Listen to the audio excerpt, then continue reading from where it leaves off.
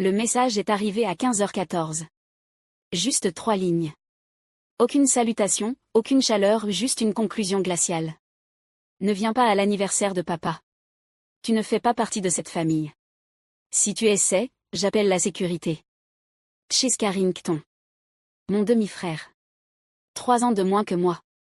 Cadre à temps plein, gardien autoproclamé de tout ce qui touche à Carrington & Son. Ces mots étaient toujours taillés net, comme les haies de notre domaine d'enfance tranchant, impeccable, conçu pour blesser. Je suis resté à fixer l'écran plus longtemps que nécessaire, comme si un autre message allait apparaître en dessous. Quelque chose de plus doux. Quelque chose qui dirait qu'il ne le pensait pas vraiment. Mais rien n'est venu. Une seconde vibration fit de nouveau s'allumer l'écran. M'a dit, s'il te plaît, comprends. Ce soir est crucial pour les relations professionnelles de ton père. Ne rends pas les choses plus difficiles qu'elles ne le sont. Diane Carrington. Ma belle-mère. Elle a toujours su déguiser la cruauté en faveur. S'il te plaît, comprends. Comme si je n'avais pas passé des années à essayer. Je posai lentement le téléphone, le laissant reposer au bord de mon bureau, à côté d'une boussole en argent terni, celle de ma mère. Elle me l'avait donnée le jour de mon départ pour le MIT.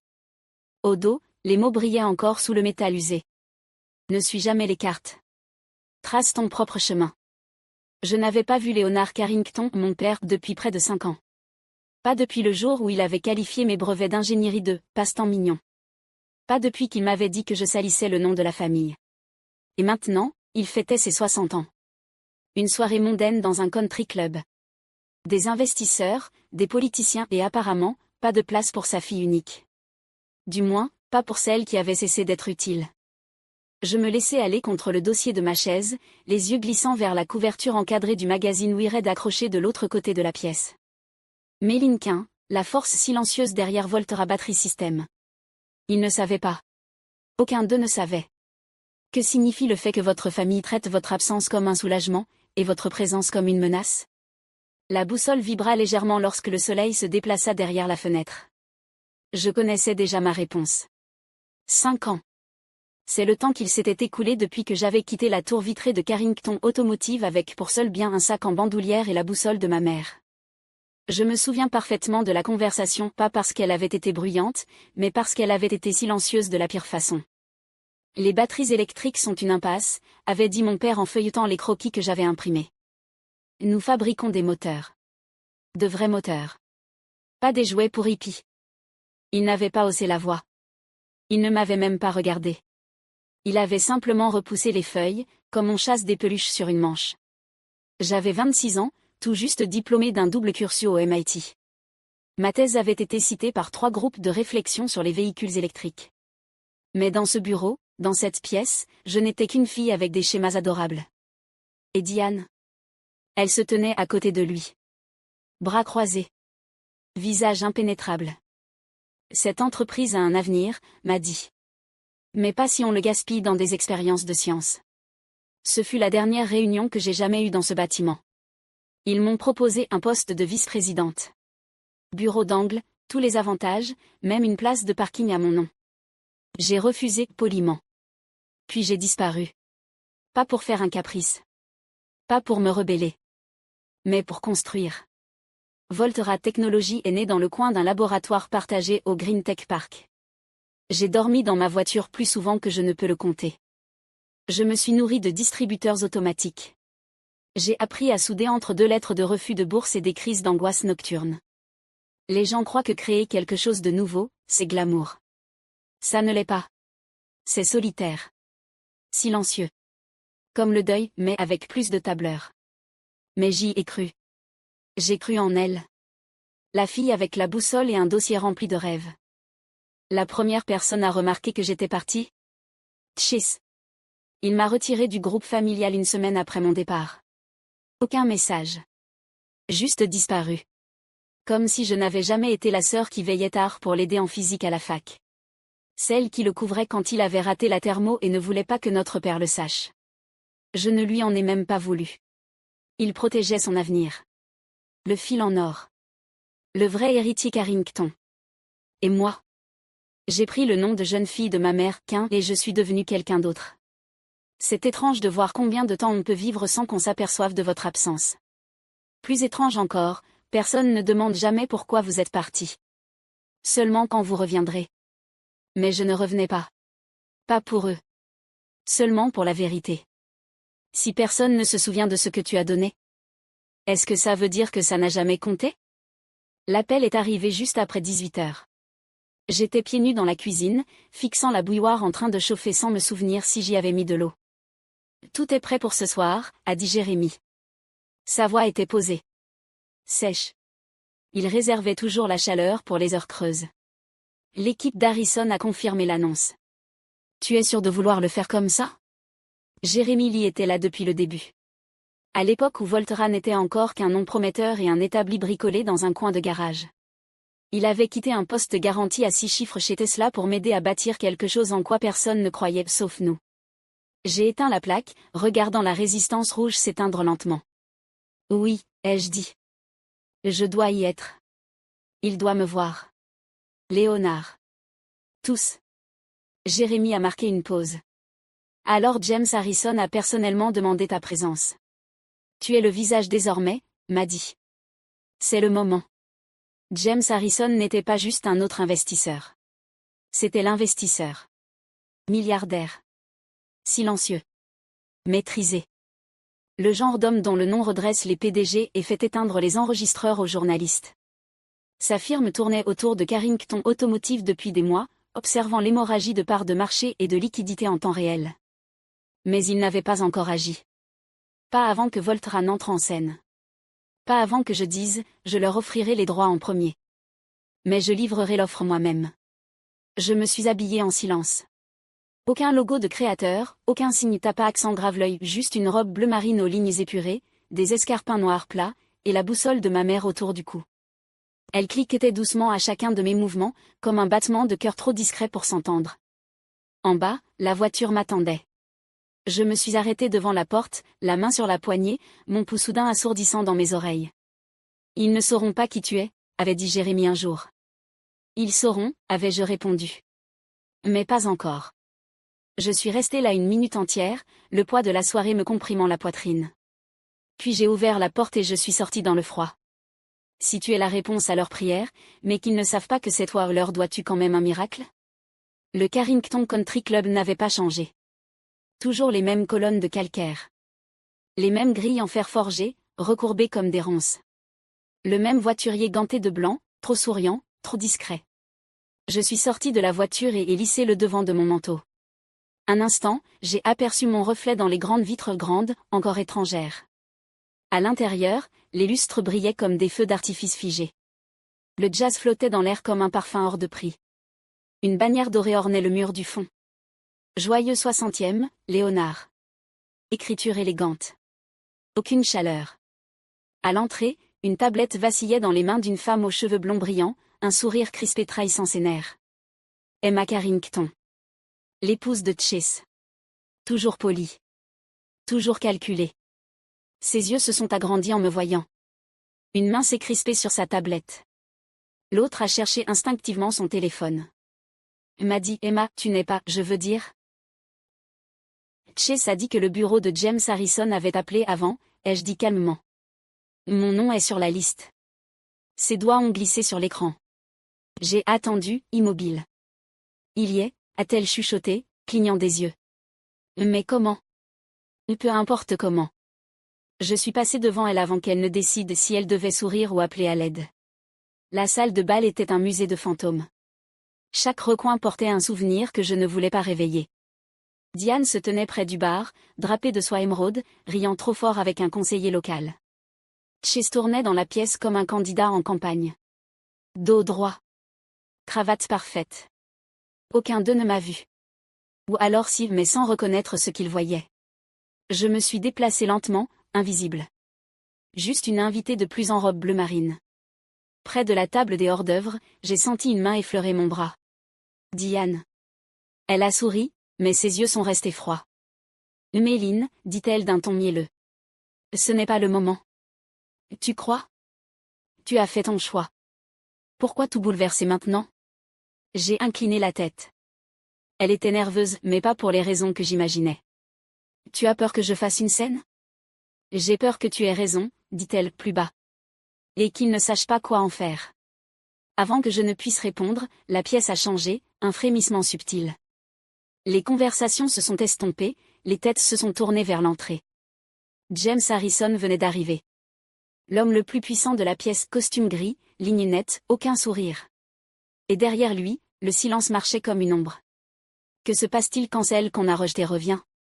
Avec celui qu'il convoite? James Harrison traversait la pièce comme une marée à laquelle personne ne pouvait résister. Il ne parla pas tout de suite. Il n'en avait pas besoin. Les gens s'écartaient instinctivement, politiciens, dirigeants, membres du conseil d'administration, comme si quelque chose de sacré venait d'entrer, et que personne ne voulait être celui qui en bloquerait le passage. Mon père, Leonard Carrington, s'avança le premier, la main tendue, le sourire large et aveuglant. James. Quel honneur. Nous avons tous hâte d'entendre la grande annonce ce soir. James lui serra brièvement la main. Courtois. Maîtrisé. Sacrée affluence, Léonard, dit-il. Mais à vrai dire, je suis ici pour rencontrer quelqu'un. Il laissa la phrase flotter dans l'air comme une volute de fumée. Puis son regard balaya la salle une fois, deux fois, avant de se poser directement sur moi. La voilà. Sa voix s'éleva juste assez pour porter. Tous les regards se tournèrent. Chaque souffle fut suspendu. Et le moment se brisa. Il traversa la salle vers moi, lentement, délibérément. Le sourire de mon père vacilla. Le visage de Diane se figea. Chase se pétrifia à côté d'un plateau de champagne. Mademoiselle Quin, dit James en tendant la main vers moi. Ou devrais-je dire Mademoiselle Carrington? Le silence se fissura. Il n'explosa pas. Il craqua, comme une couche de glace sous trop de pression. Quelqu'un laissa échapper un souffle. Quelque part, un verre glissa et se brisa sur le marbre. Mon père se tourna, le visage perdu. Je ne comprends pas, parvint-il à dire. Vous la connaissez? James eut un léger rire. Léonard, votre fille est la raison pour laquelle nous sommes tous réunis ici ce soir. Vous ne le saviez vraiment pas? Il se tourna légèrement, s'adressant à l'assemblée. Mesdames et messieurs, permettez-moi de vous présenter officiellement la fondatrice et PDG de Volterra Technologies, Méline Carrington. Personne ne bougea. Pas même moi. Vous avez poursuivi Volterra pendant des mois, dis-je doucement en avançant d'un pas. Réunion après réunion. Proposition après proposition. Et pourtant, je regardais mon père. Pour la première fois, vraiment. Jamais vous n'avez imaginé que la personne que vous étiez si désespéré de rencontrer était celle à qui vous aviez dit d'arrêter de perdre son temps avec des batteries. C'est impossible, lança Chase, la voix brisée. Tu n'as rien fait depuis ton départ. Rien. Je penchai la tête. Ce rien alimente actuellement 4 des 5 principaux constructeurs de véhicules électriques en Amérique du Nord. Ce rien vaut 3,8 milliards de dollars. Léonard chancela légèrement, cherchant appui sur le dossier d'une chaise. Les brevets, la technologie. C'était toi. J'acquiesçai. Et pour la première fois, je le vis, la reconnaissance tentant de devancer l'incrédulité. Vous avez élevé la fille qui a reconstruit l'industrie, dit simplement James. Vous ne la regardiez juste pas. Diane fit un pas en avant, la voix tranchante de panique. Léonard, tu ne peux pas la laisser prendre le contrôle de tout ce que nous avons construit. Tu parles de l'entreprise qui s'accroche encore au moteur à combustion dans un marché qui passe à l'électrique? L'interrompis-je. L'entreprise dont les profits chutent depuis 3 trimestres? Cette entreprise-là? Ma voix ne s'éleva pas. Elle n'en avait pas besoin. Parce que je n'étais pas en colère. J'étais inattaquable. James sortit une fine chemise cartonnée de son porte-documents. Comme convenu, Volterra Technologies va acquérir 58% des parts de contrôle de Carrington Automotive. Mademoiselle Carrington assumera les fonctions de PDG avec effet immédiat. Les murmures commencèrent doucement, puis s'étendirent comme une onde. Chase devint rouge. Le visage de Diane pâlit. Et mon père, il ne dit rien. Il resta figé. Que dit-on quand la fille que l'on a reniée devient la seule raison pour laquelle votre nom pourrait survivre? Mon père n'avait toujours pas prononcé un mot. Sa main flottait au-dessus de la chemise que James avait posée sur la table basse, les doigts effleurant le bord comme s'il craignait de se brûler en la touchant. Je le regardais parcourir la couverture du regard. Observer le logo de Volterra, mon logo imprimé en bleu marine austère. Un nom qu'il n'avait jamais prononcé, lié à une fille qu'il n'avait jamais vraiment vue. Maddie, dit-il enfin, la voix fine comme du papier. Pourquoi tu ne m'as jamais rien dit? Je souris. Doucement. Mais sans épargner. Je l'ai fait. Un silence. Il y a 5 ans, dans ton bureau. Je t'ai apporté des croquis, des projections, un prototype fonctionnel. Tu les as traités de gaminerie. Tu m'as dit de grandir et d'apprendre le vrai business. Il baissa les yeux. Pas de réfutation. Juste le silence. Chase s'interposa, les poings serrés, la voix s'élevant. Papa, tu ne peux pas la laisser faire ça. Elle est partie. Elle a renoncé à sa place. Elle ne mérite pas. Tais-toi, Chase. Les mots tombèrent net. Même Diane cligna des yeux. Mais arrête. Juste, arrête. La voix de mon père se raffermit, plus grave. Tu as eu toutes les opportunités. Et tu n'as pas fait ce qu'elle a fait. Il se tourna de nouveau vers moi, mais je soutins son regard avec fermeté. Il n'a jamais été question de mérite, dis-je. Il a toujours été question de savoir qui pouvait sauver ce qui reste. Diane traversa la pièce, plus d'élégance émeraude, plus de charme étudié, seulement des traits tendus et un regard dur. Tu crois que ça te rend meilleur, siffla-t-elle. Tu crois qu'arriver ici avec des avocats et des chiffres efface ce que tu as abandonné? Je n'ai rien abandonné, répondis-je calmement. On m'a poussé dehors. Elle rit, un rire cassant. Tu as toujours eu besoin d'être la plus intelligente, la spéciale. Eh bien, félicitations. Tu es seule. Et tout ce que tu as construit ne changera rien à ça. Je ne répondis pas, car il n'y avait plus rien à débattre. Mon regard dériva vers le centre de la pièce, où un portrait de mon père trônait au-dessus de la cheminée, cadre en bronze, sourire rassuré, lumière de légende. Il nous observait comme si rien n'avait changé. Mais tout avait changé. James Harrison s'éclaircit doucement la gorge. On y va? Le dossier était maintenant ouvert, prêt. Moi aussi. Ce qu'il reste d'une famille. Quand la vérité finit par parler plus fort que le sang. La fête s'était clairsemée. Certains invités étaient partis plus tôt, d'autres restaient groupés près du bar, chuchotant entre deux regards furtifs. Chase avait disparu. Diane s'était retranchée derrière une porte fermée, probablement en train d'appeler l'avocat de la famille. Je me tenais seul sur la terrasse arrière, où le froid paraissait plus pur que l'air de l'intérieur. Au-delà des vitres, des rires s'élevaient, creux, déplacés. À l'intérieur, le nom Carrington était en train d'être réécrit. À l'extérieur, je pouvais enfin respirer. La porte grinça derrière moi. Je ne me retournai pas, mais j'entendis les pas plus lents que dans mes souvenirs. Plus doux aussi. Maddie, dit doucement mon père. Je laissai le silence s'étirer entre nous. Il s'approcha, pas trop près. Il regarda la pelouse, comme si elle contenait les réponses qu'il n'avait jamais osé chercher. Cette nuit-là, quand tu es parti. Je me souviens de toi, debout dans mon bureau avec ce dossier. Je ne l'ai même pas regardé. Non. Tu ne l'as pas fait. J'avais tort. Il le dit simplement. Sans supplique. Sans condition. Surtout. Je tournai brièvement la tête vers lui. Il avait l'air plus vieux, non pas dans les traits, mais dans le regard. Comme si quelque chose sur lequel il s'était toujours appuyé venait de s'effondrer, ne laissant derrière que la vérité. Tu pourras un jour me pardonner, demanda-t-il. Je portai la main à mon cou, détachai la chaîne, et tendis la boussole. Elle m'a aidé à trouver mon chemin quand plus personne ne croyait que j'en avais un. Il la regarda, mais ne la prit pas. Alors je la posai entre nous, sur la rambarde de pierre. Je ne suis pas ici pour revenir en arrière, dis-je. Je suis ici pour construire quelque chose vers l'avant. Si tu es prêt à apprendre de ta fille, je suis prête à t'enseigner. Il acquiesça sans empressement, sans perfection, mais avec humilité, pour la première fois de sa vie. Parfois, le prix de ne pas écouter, c'est tout ce qu'on n'a jamais su qu'on possédait. Le lundi matin arriva plus froid que d'habitude. Un ciel tranchant, une lumière plate, et du givre dessinant les bords des fenêtres de Carrington Automotive, bientôt Carrington Voltrad Technology. Je traversai le hall principal pendant que des inconnus chuchotaient et que des visages familiers détournaient les yeux, ne sachant comment saluer un nom qu'ils avaient autrefois effacé de leur histoire. Le bureau de Chase était sombre.